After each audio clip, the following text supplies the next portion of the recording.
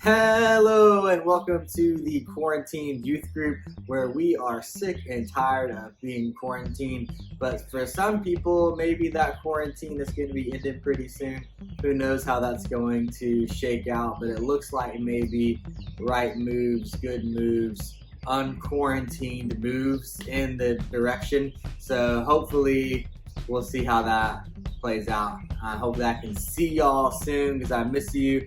I can't wait to see you. But tonight we are starting a new series. So we finished up David, and tonight we are going to be starting a new series called Recalculating. And I'm excited for it, and I think you're going to like it too.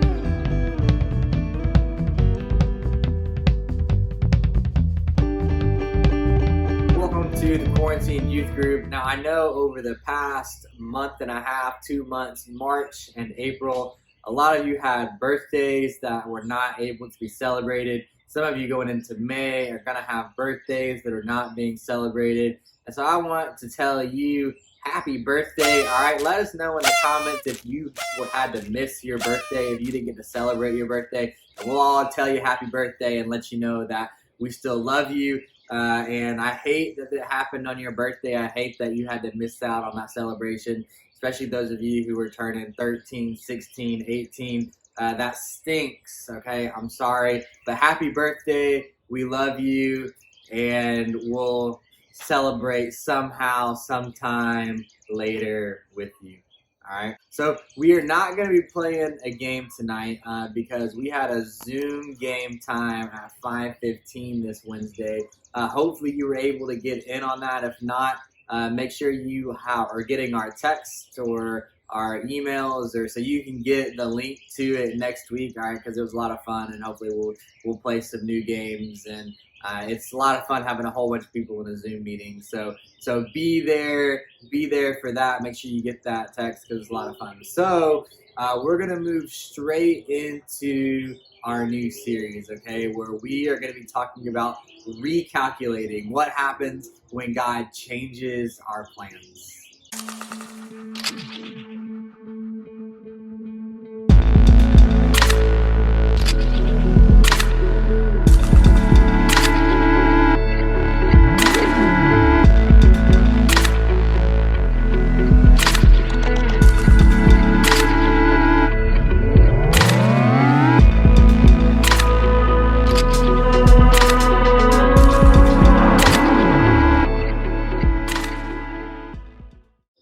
I don't know if you've noticed, but there have been a lot of changes recently. Everyone is having to change their plans. Church plans have changed, school plans have changed, job plans have changed, sports plans have changed, college plans have changed. Every company's advertising plan has changed. Big life changes are changing. Graduation has changed. Prom has changed. Like every single type of thing you could imagine, people are having to change their plans. They're having to recalculate, how are we going to do this? How are we going to accomplish this? In fact, when everything does eventually open back up, there's going to have to be a whole nother round of recalculating as people recalculate, okay, what are things going to look like going into the future? Do we go back to normal, or is there a new normal that must take place? That there's all this recalculating that is having to be taken place. And while this might be new territory for us, the idea that God has completely changed people's lives is not anything new. In fact, the Bible is filled with people who God completely put their life on a new trajectory where everything they knew, they were all of a sudden having to recalculate, what is my life going to look like? And so over the next few weeks, that's what we're going to do. We're going to look at their stories. When God intervened and a whole lot of recalculations had to happen, how did those in the Bible react? And so tonight we are going to start with Abraham.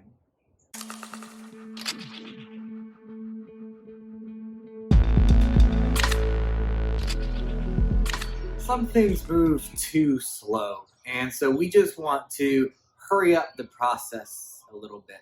I want you to think about cooking, okay? But I want you to think about gourmet cooking, like fancy cooking, the kind of cooking you're probably doing a whole lot of in quarantine. Okay, so what we're going to be thinking about cooking is chicken nuggets. All right, but not just these chicken nuggets, because this isn't gourmet. If we want to take it up to gourmet, then what do we need to be cooking? We need to be cooking dinosaur-shaped chicken nuggets. All right, so I want you to think about cooking your dinosaur chicken nuggies. Okay, there are two different ways you can cook your nuggies. You can microwave them, or you can put them in the oven. Now, obviously, one of those is faster, the microwave, but that's not really how you want to cook your nuggies. The best way to eat your dinosaur-shaped chicken nuggies is to cook them in the oven. You get a much crisper chicken.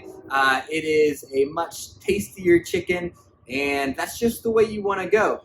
But sometimes we're just a little bit too hungry, and we don't have the patience to wait. We don't have the patience to wait for the oven to preheat. We don't have the patience to wait for them to cook them for 20 minutes when you can just throw them in the microwave for a minute and a half to 2 minutes and they are ready to eat. They don't taste as good, but they're still edible, but it's a shortcut. Using the microwave is a shortcut for when you are not willing to take the time to wait on the oven, when you're not willing to be patient. What we're going to see tonight is that God completely changes the course of Abraham's life.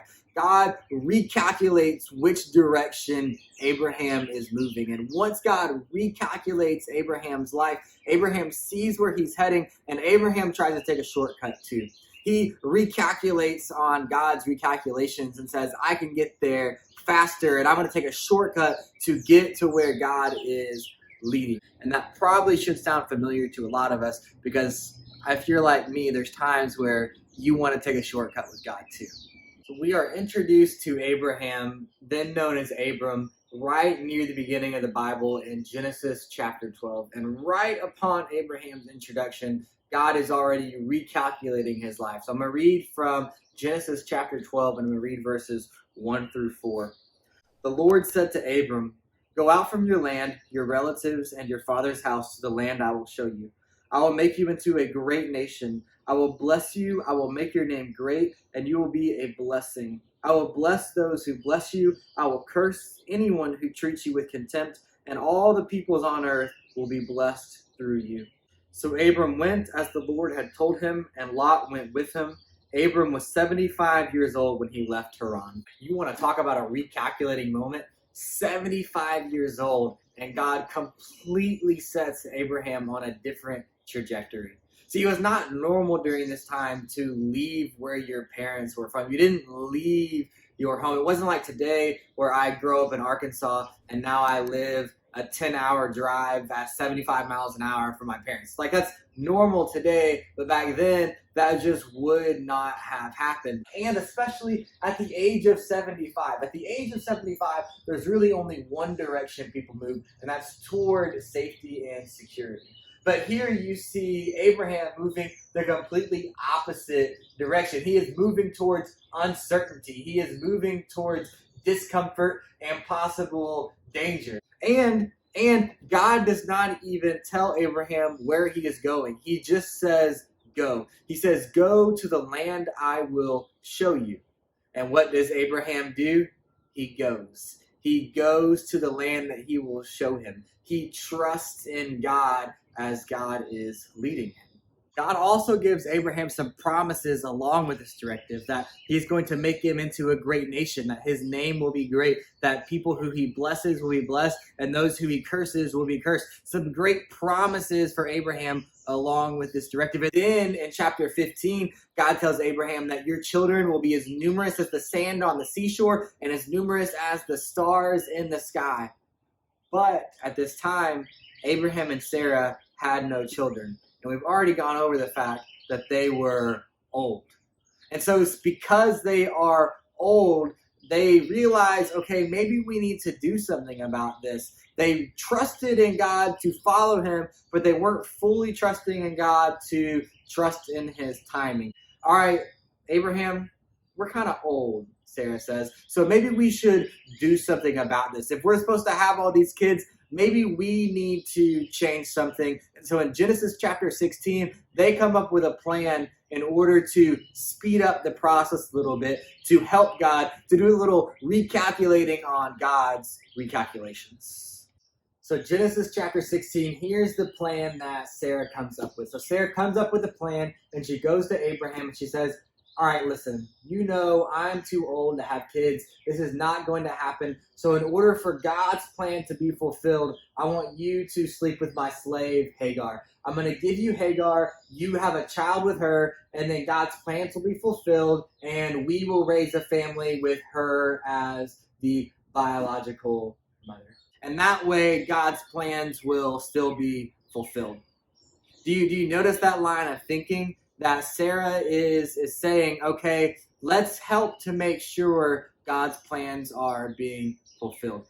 You do not need to help God's plans be fulfilled. It is not on you to make sure that God's plans are being fulfilled. You do what God has called you to do, and God will make sure that his plans are fulfilled. But Sarah takes it upon herself to go that extra step of, hey, let me make sure this works out.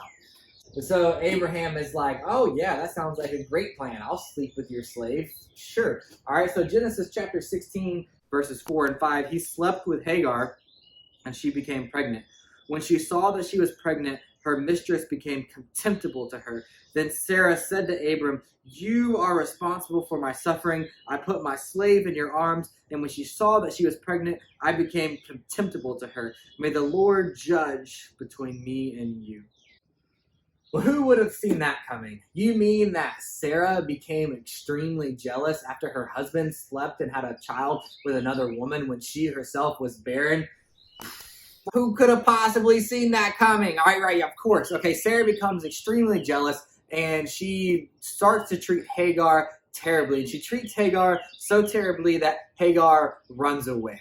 And so Hagar runs away. She's still pregnant, and God sends an angel to speak to her. Now, in this section in Genesis chapter 16, there's a whole other message in there that we're not going to go into. I'm just going to give you the highlights, okay? So God sends an angel to speak to her, and Hagar actually becomes the very first person in the Bible to name God. When she names God El Roy, which means God sees me. But when the angel speaks to Hagar, tells her that, listen, okay, your son is still going to have a great name. Your son is going to have a great nation as well, but he is not the son of the promise. And because he's not the son of the promise, he's going to have a little bit of a harder life. This is what it says in Genesis 16:12. This man will be like a wild donkey. His hand will be against everyone, and everyone's hand will be against him. He will settle near all his relatives.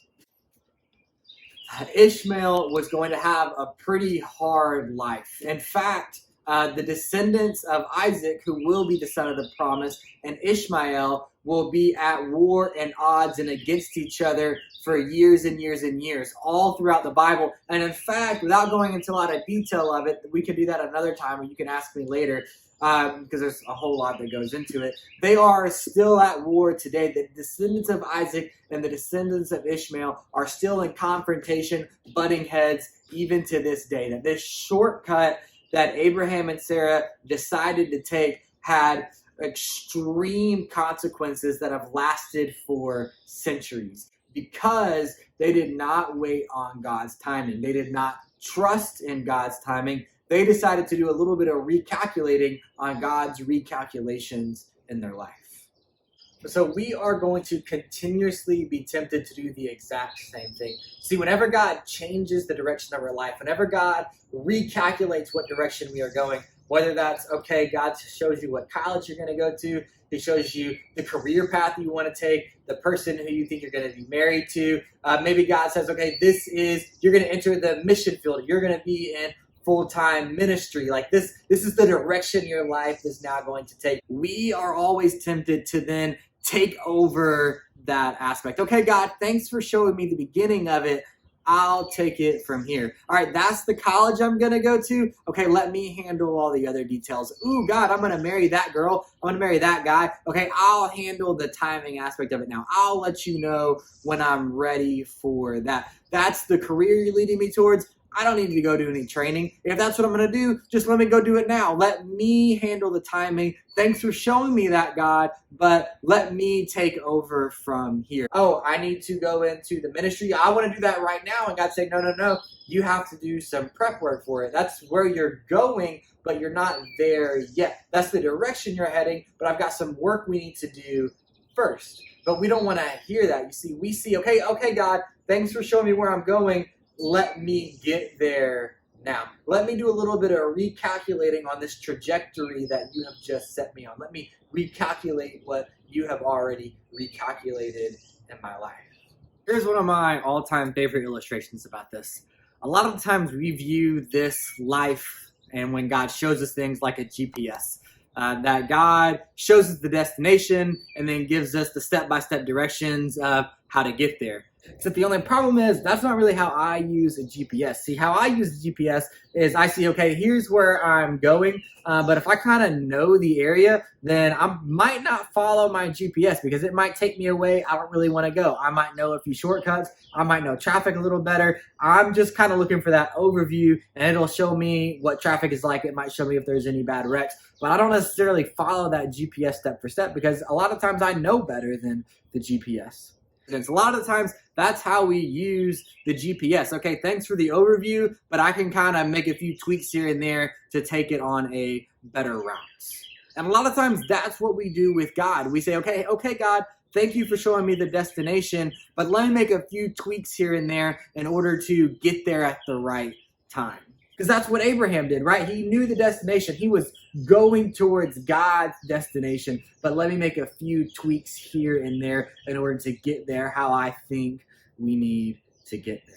So if God is taking you on a slower route than your friend, trust him. If God is taking you on a completely different path than what you had thought, trust him. If God is sending you completely different than that influencer who you want to follow, trust him. If God takes you on the scenic route, trust him. Do not give in to the temptation to recalculate what God has set in store for you. You don't need to sleep with the slave in order to speed up God's time. You see, God had the plan where even in her old age, Sarah was going to have a son, Isaac. That God had the power to do that miracle if they would have just trusted in God's timing. And so if we will just trust in the direction that God is leading us, when God recalculates your life, when God changes everything in your life, don't give into that temptation to recalculate. To say, okay, I'll do it a little bit, but not fully. Trust in him completely. Trust in him fully. Don't take shortcuts. You have to cook your chicken nuggets in the oven. You have to wait. You have to be patient. You need to trust in where God is leading. If God has shown you the destination, then trust in his timing. So when God changes the trajectory of your life, when God recalculates everything that you thought you were going to do, trust him. And don't just trust him for the destination, but trust him for every step along the way to get there. There are no shortcuts to God's plan. So follow him step by step, trusting in his timing and trusting in his recalculations. And know that when he recalculates, something exciting is about to happen. Thanks so much for being here for another session of the Quarantine Youth Group. Remember, there are no shortcuts to God's plans for your life. I miss you. I hope that I'm going to get to see you all soon in person. All right, please make sure that you are checking all your messages and email from your Sunday school teachers for seeing how to be there for your Zoom Sunday school classes on Sunday. Make sure you're checking for the next game night because we're just trying to stay connected with you. We love you and want to make sure that you know that and you feel that because we have not forgotten about you during this time. So you know the deal. Make sure you like, subscribe, and we've got a question for you to answer in the comments. Make sure you put that in the comments so you can do that. Stay safe, wash your hands, and